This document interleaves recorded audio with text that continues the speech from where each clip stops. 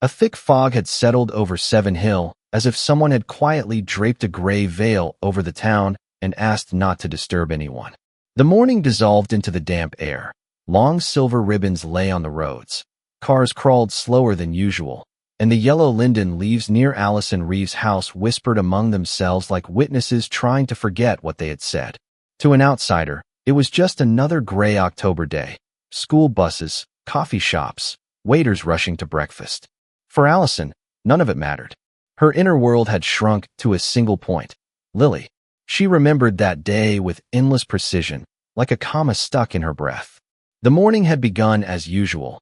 Her daughter's tiny bows, tied with clumsy little fingers, a backpack with dinosaurs, a kiss through the shower curtain.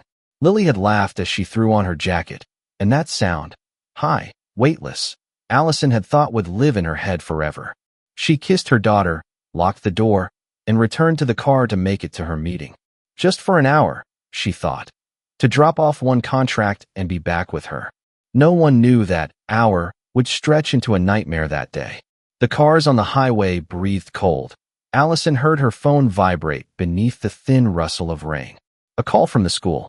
The secretary's voice was sliding formality, out of place for such matters. Mrs. Reeves, Lily didn't come to class. We checked the buses, but, and then a pause, because the next words would burst from their own awkwardness. She abandoned the car, didn't remember how she opened the front door. Inside, everything seemed inside out. The backpack was gone. On the kitchen table lay only one hair clip, as if someone had hastily pulled it from her head and forgotten it. The garden door was ajar, the grass at the threshold trampled, as if someone had run barefoot. Allison's heart began to beat to a rhythm known only to mothers in the moment, when time to disaster can be measured by hand. The police arrived quickly, because such things rarely happened in town. Familiar faces in uniform, polite questions, flashlights at the entrances. Everything like stagecraft for someone else's grief. Neighbors lined up by the fence, their faces confused as scribbled pages. Officers walked through the garden, photographing the tracks left behind, asking about the last time Lily was seen alive.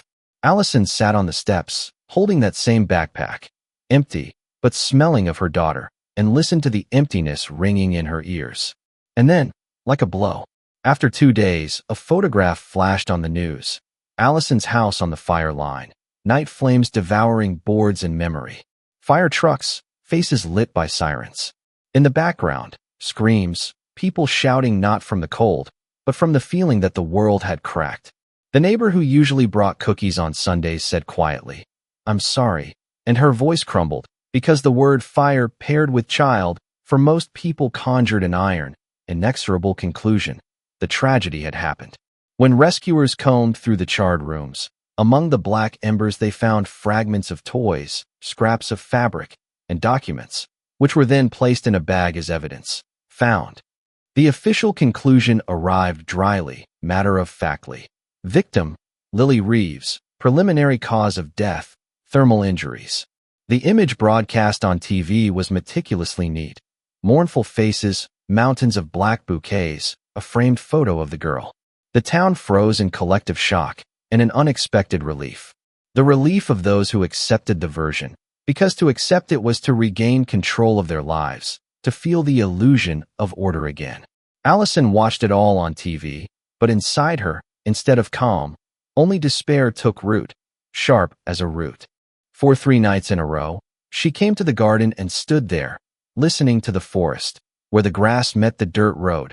She noticed the imprint of a small child's shoe, barely visible, like a fingerprint on glass. On the very night the fire truck's lights flickered, Allison stood by the window and saw a silhouette. It was a fleeting vision, a tiny figure at the edge of the road, a small back, wet from rain, and the dim light of a passing car's headlights, like a dry ribbon running through the picture. Someone, or something, stood and looked toward the house. Allison still felt the icy silence tightening her throat at the memory. "I saw her," she whispered to herself. But no one believed her. There was too little evidence. Only rustles, only that shadow in the fog. After the official verdict, the words loss and farewell became a brand stamped on her life. That week, Marcus came to her, a childhood friend and her husband's colleague. a man with a warm smile and a confident gaze. He pressed his shoulder to hers, said they were there for her, that everything would be okay, and left a bag of homemade soup. His presence seemed like a guardian angel, and Allison clung to him like a lifeline. But in her mind, a troubling feeling grew, not as a thought, but as solid ground beneath her feet. Something didn't add up. Why had no neighbors heard screams or seen strange cars during the fire? Why had the house looked sealed from the street, as if someone had prepared the scene in advance? And why did the silhouette by the road not match the ending everyone had accepted? These questions, sharp, ugly, spun in Allison's head like a splinter. At night, when the house fell silent, the town's alien whispers seemed real. She is not alone. It wasn't hope in the clear, childish sense. It was almost an animal knowing.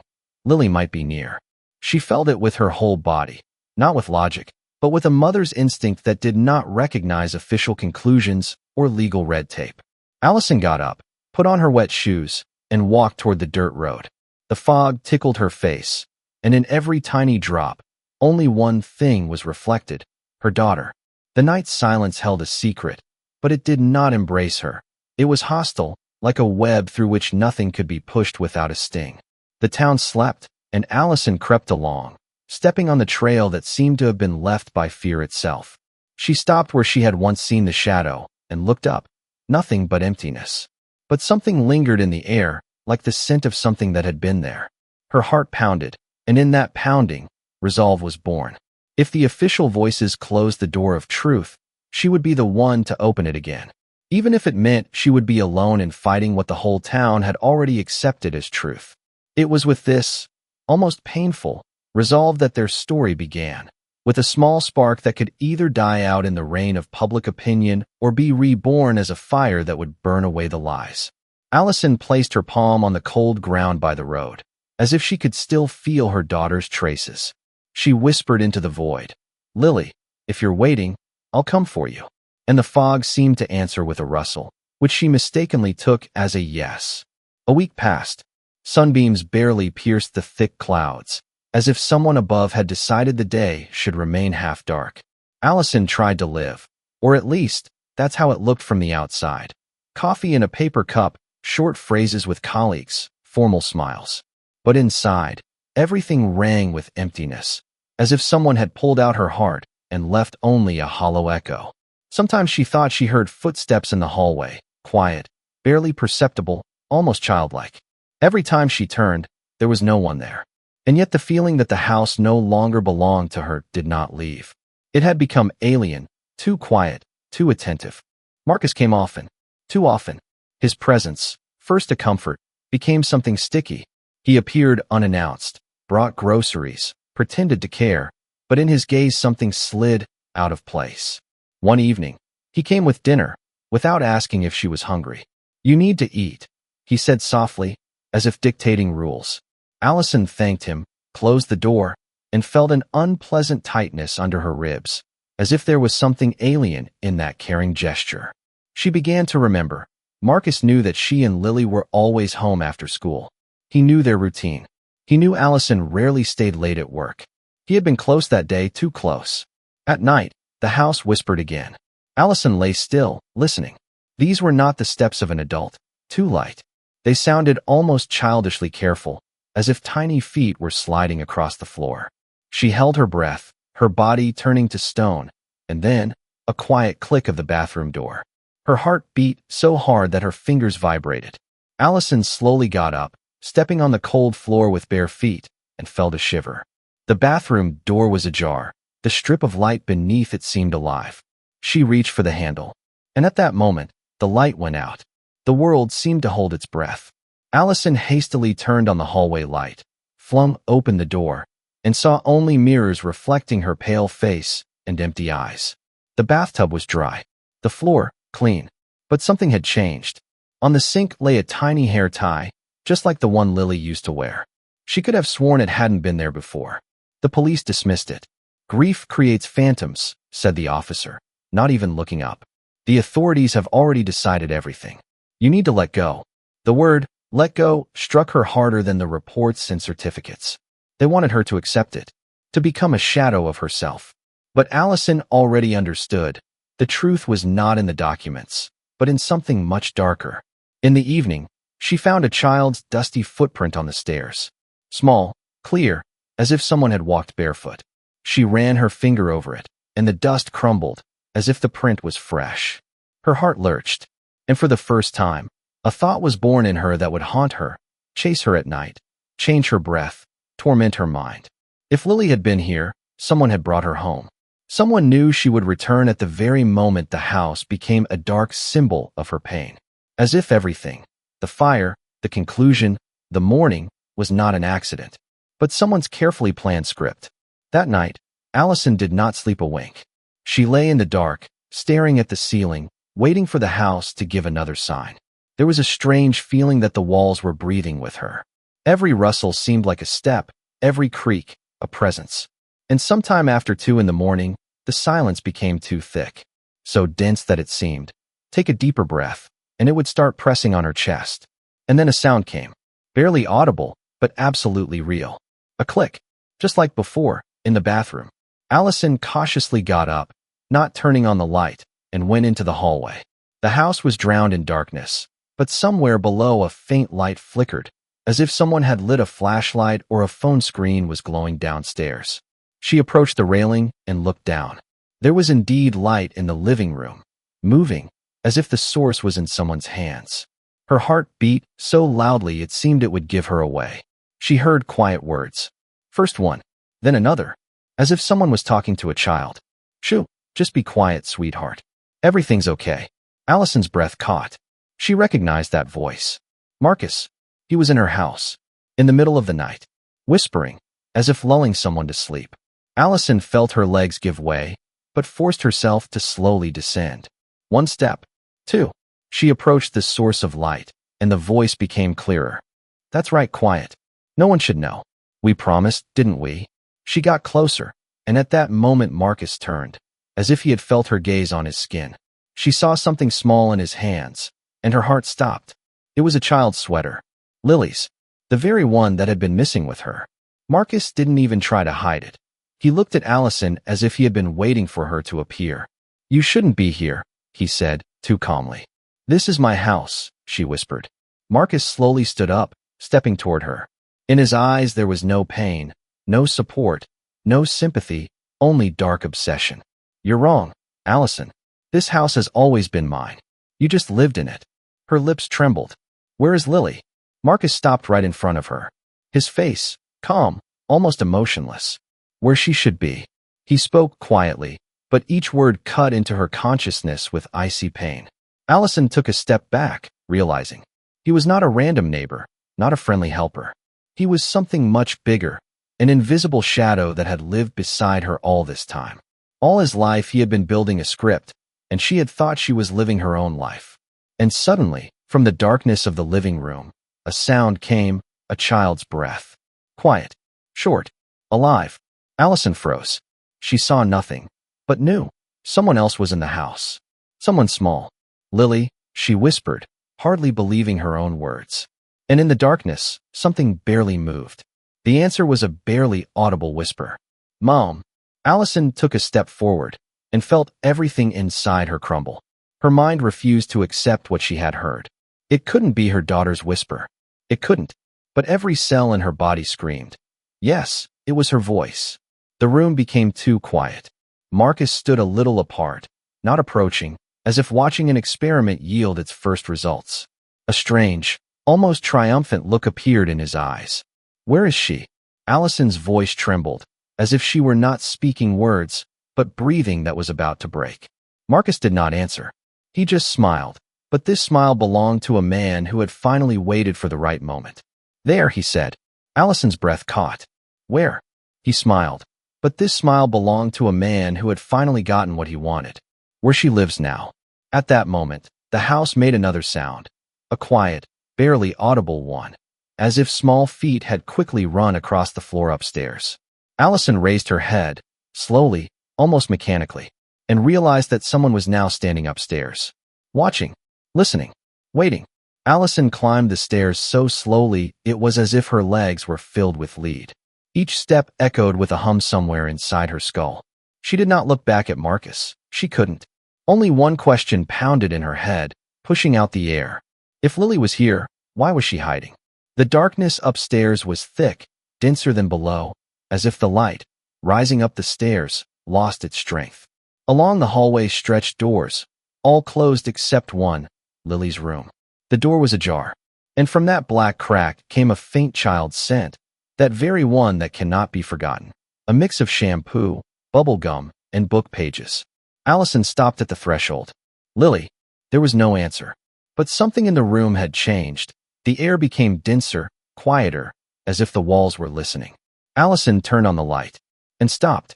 On the bed, neatly arranged, lay Lily's things, a dress, socks, a drawing, a favorite stuffed toy, all folded too methodically, as if prepared for inspection. But the worst was not that. On the pillow lay a child's diary, the one Lily had hidden from adults.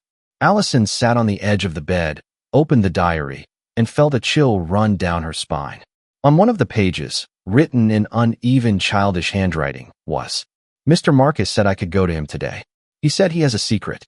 The page was dated the very day Lily disappeared. Allison closed her eyes. Her breathing became ragged. Marcus stood in the doorway, silently. "She trusted me," he said quietly, "because I was there when you weren't." Allison turned. "Tell me where she is."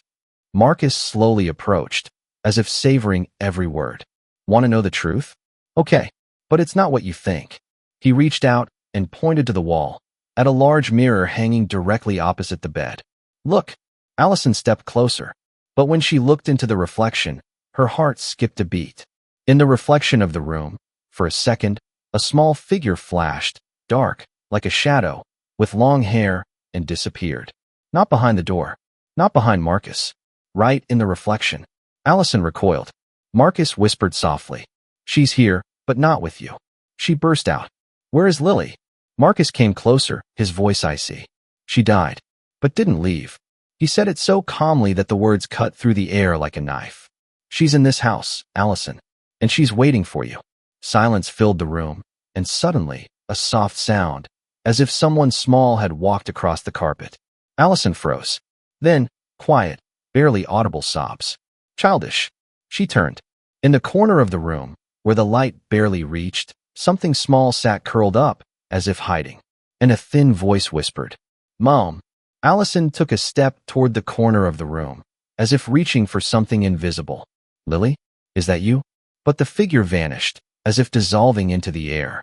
Marcus watched her with almost painful calm. "You heard her, didn't you?" he said. "That means she chose you." Allison turned. "Enough games. Lily died. Is that what you're saying?" Marcus slowly inhaled, as if gathering his words. "She died that day, but not by my fault."